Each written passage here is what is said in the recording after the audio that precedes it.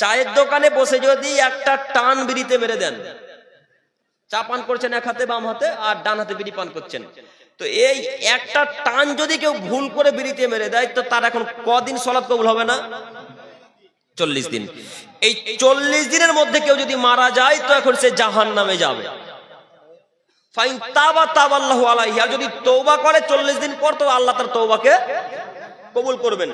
যদি 40 দিনের মধ্যে মারা যায়, তো সে জাহান্নামে যাবেই, সে জাহান্নামে যাবেই, সে জাহান্নামে যাবেই। কোন মায়ের বেটা ঠকাতে পারবে না। কেন?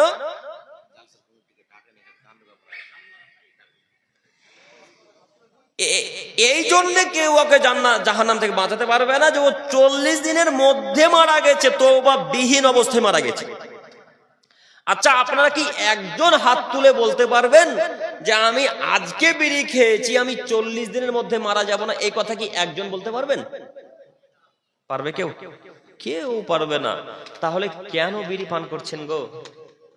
কেন পকেটে বিড়ি থাকবে? কেন পকেটে গুটকা থাকবে? কেন পকেটে গুল থাকবে? কেন পকেটে খৈনি থাকবে? খৈনি তো মনে হয় এখনো আছে পকেটে, এখনো আছে না? জালসার স্থানেও আছে। এরাই নাকি মুসলমানের বাচ্চা।